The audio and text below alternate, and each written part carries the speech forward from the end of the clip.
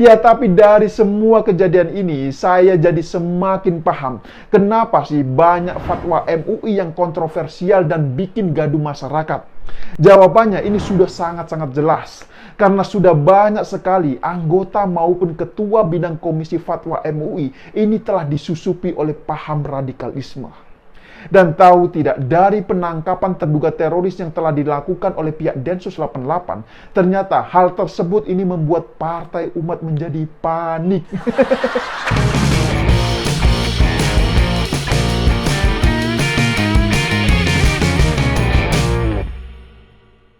Ya, jumpa lagi di saya, Muhammad. Banyak terduga teroris yang telah ditangkap oleh pihak Densus 88 dalam beberapa hari ini. Mereka semua ditangkap di lokasi yang berbeda. Ada yang ditangkap di Kampar Riau, ada juga yang telah ditangkap di Jawa Tengah. Dan yang terakhir, ada juga yang telah ditangkap di Provinsi Bengkulu.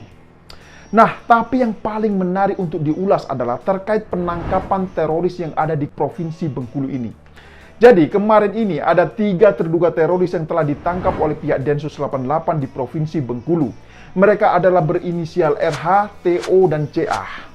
Nah, yang mengejutkan adalah 2 dari 3 terduga teroris yang telah ditangkap ini merupakan pengurus di Majelis Ulama Indonesia atau MUI Bengkulu.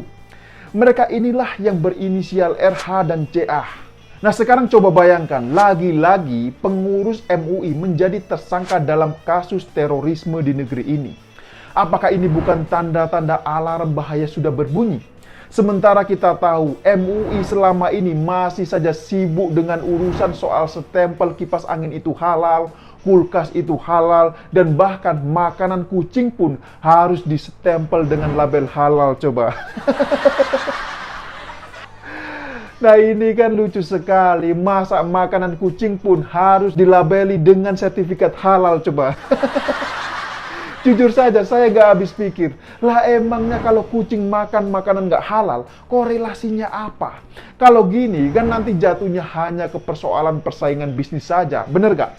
Menurut saya, ada banyak yang jauh lebih penting untuk diperhatikan ketimbang hanya soal memberikan sertifikat halal pada makanan kucing.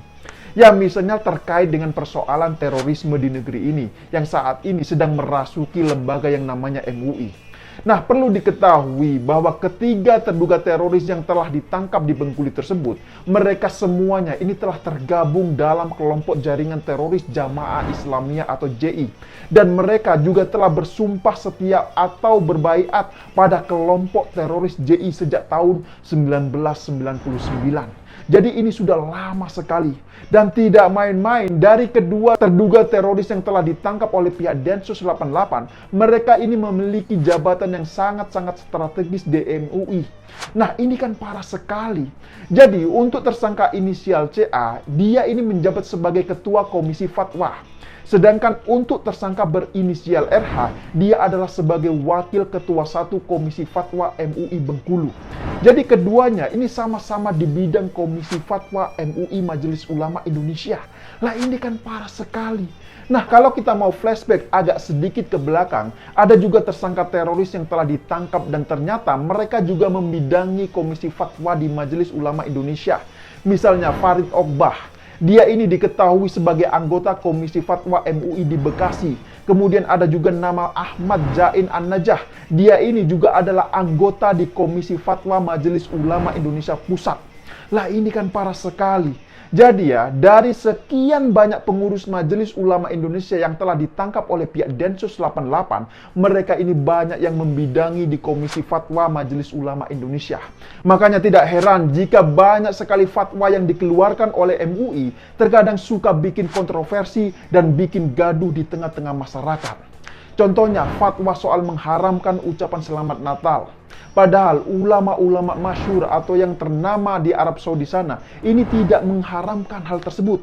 Nah, dan lucunya terkait dengan fatwa ini, ternyata ada perbedaan pendapat antara Ketua Umum Majelis Ulama Indonesia Pusat dengan pihak dari Majelis Ulama Indonesia yang di daerah.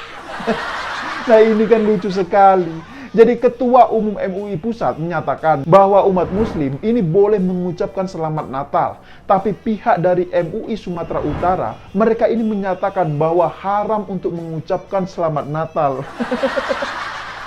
Lah terus kalau kayak gini, mau ikut yang mana coba?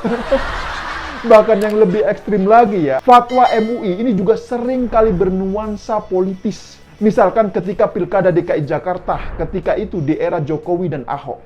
Masih ingat kan, ketika Jokowi berpasangan dengan Ahok, tiba-tiba ini muncul fatwa MUI yang merekomendasikan untuk memilih pemimpin dari kalangan Muslim. Lah ini kan parah sekali. Begitu juga dengan Pilkada DKI Jakarta pada tahun 2017. Saat itu Ahok bersaing dengan Anies Baswedan. Dan MUI pun mengeluarkan fatwa bahwa Ahok ini telah menistakan agama Islam. Dan sejak hal itulah kemudian ribut sekali. Nah, tidak hanya itu, MUI juga pernah melarang atribut yang berkaitan dengan perayaan Natal. Dan yang paling fatal adalah MUI malah pernah mengharamkan pluralisme, coba. Lah ini kan parah sekali kalau menurut saya. Masa ya pluralisme ini diharamkan coba. Dan setelah ditelusuri, ternyata MUI ini punya pandangan pribadi terkait makna dari kata pluralisme ini. Lah ini kan lucu sekali. Jadi ya, MUI ini memiliki pandangan bahwa makna pluralisme itu adalah paham yang menganggap semua agama ini sama. Dan itu dianggap sangat-sangat bahaya dan bahkan bisa menyesatkan umat manusia, terutama umat muslim. Padahal kalau dilihat dari kacamata umum ya, makna dari kata pluralisme adalah menghargai perbedaan dalam kemajemukan di tengah-tengah masyarakat.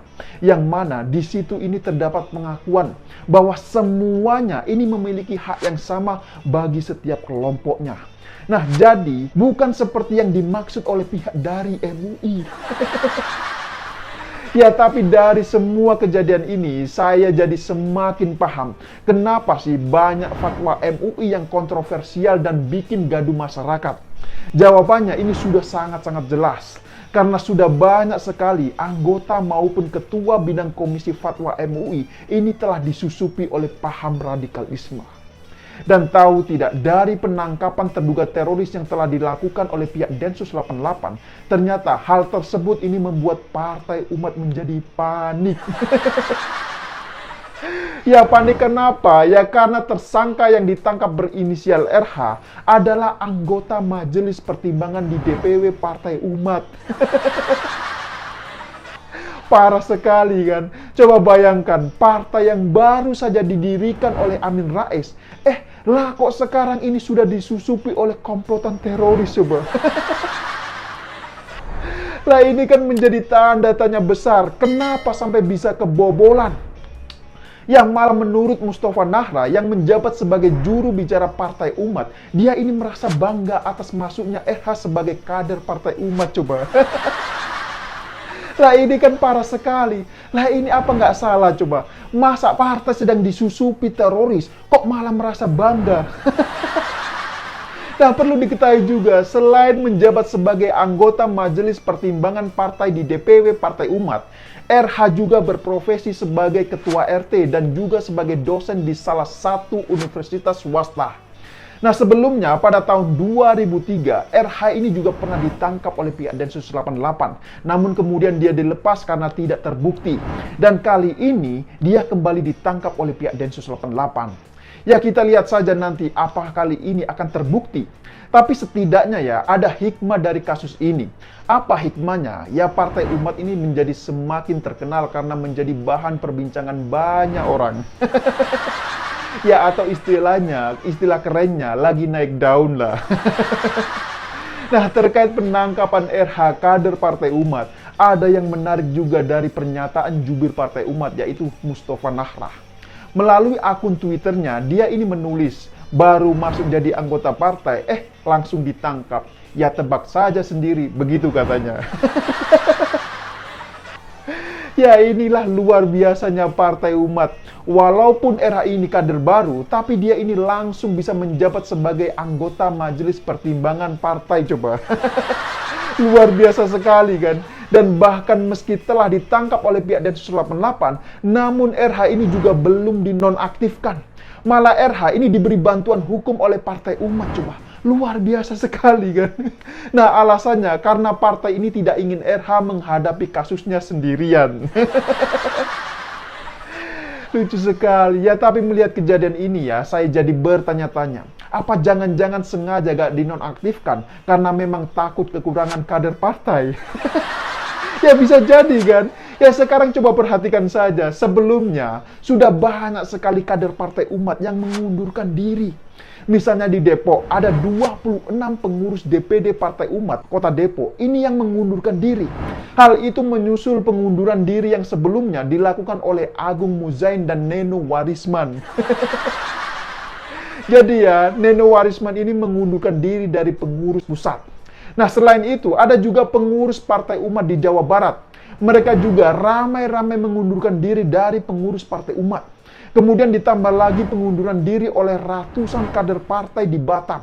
Nah, dari semua kader yang telah mengundurkan diri tersebut, rata-rata alasannya lebih kepada perbedaan visi dan pandangan terkait beberapa hal yang menjadi kebijakan publik dari pimpinan pusat partai. Nah, jujur saja, saya kadang berpikir, apakah semua yang terjadi pada Partai Umat ini akibat dari perilaku Amin Rais sendiri? Ya, kita semua tentu masih ingat, Amin Rais ini pernah berjanji akan berjalan kaki dari Jogja ke Jakarta apabila Jokowi ini terpilih menjadi presiden. Tapi faktanya, janji tersebut ini tidak pernah dijalankan, tidak pernah ditunaikan. Nah, Amin Rais ini juga pernah menyebut bahwa Jokowi adalah sebagai presiden bebek lumpuh. Dan sekarang kita bisa melihat sendiri siapakah sebenarnya yang menjadi bebek lumpuh. Siapakah yang menjadi gelandangan politik karena telah dipecat dari partai lamanya. Ya, semua pasti sudah tahu jawabannya. Siapa lagi kalau bukan Amin Rais. Ya, saya kira demikian dululah opini singkat Okedum kali ini. Pesan saya, mari kita dukung terus Densus 88 dan jaga NKRI. Ya, saya pikir itu. Terima kasih buat yang sudah like dan menonton video ini dari awal hingga akhir. Dan sampai jumpa di episode Okedum selanjutnya. Ya, memang kemarin ada kegiatan yang dilakukan oleh Densus 88. Polda itu hanya melakukan atau membantu membackup Densus 88 dalam melakukan penangkapan terduga teroris yang saat ini juga sudah diamankan 3 orang di Bengkulu, ada di 2 lokasi kemarin, dan saat ini juga sudah diproses oleh Densus 88.